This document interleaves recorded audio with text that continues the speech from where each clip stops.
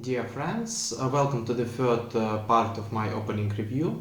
Today I would like to continue analyzing the Maroczy pawn structure.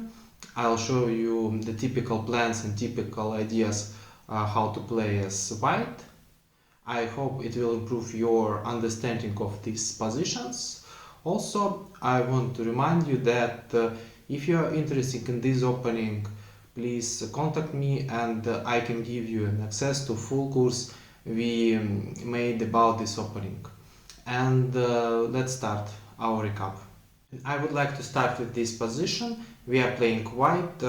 You see that black's pieces are looking for an attack on the king side, and you need to come up with a good plan for white.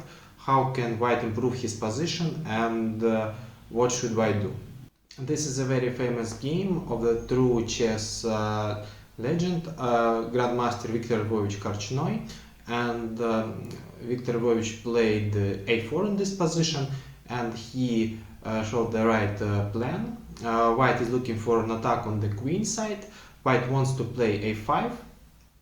In the game, black played h5, a5, h4, 8x b6, 8x b6, knight x b6, and Viktor Lvovich won the pawn, and black doesn't have enough compensation for this. White's position is close to be winning, and in the game white converted his advantage.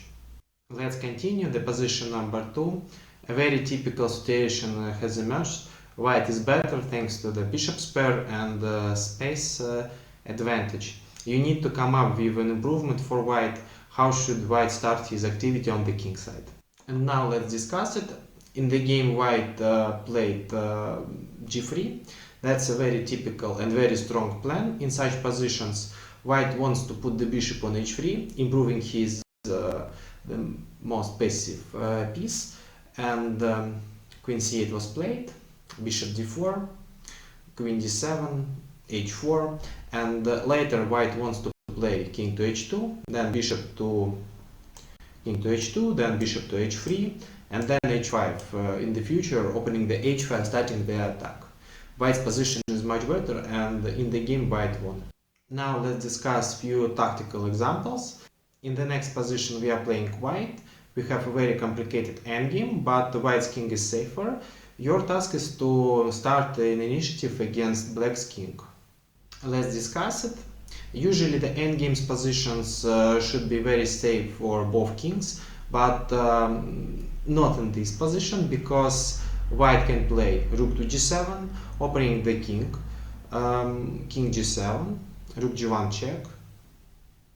After king f7, e takes f5, you see that black's bishop is trapped and white is completely winning.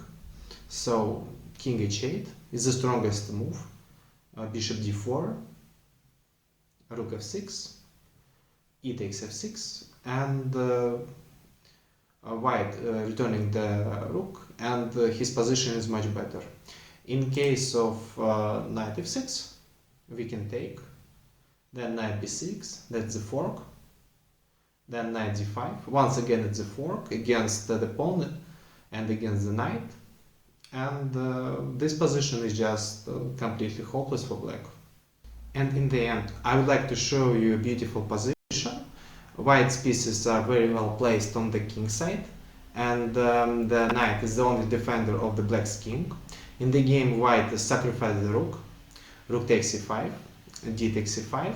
Now white sacrificed another rook. Rook takes f7, completely destroying the black's king side. King takes f7. Queen h7 check, king f8, one more check, king g7, bishop b6, and the mate is on the board.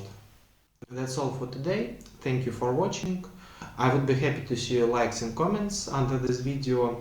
If you are interested in this system, you can contact me for the full course, and see you in the next videos.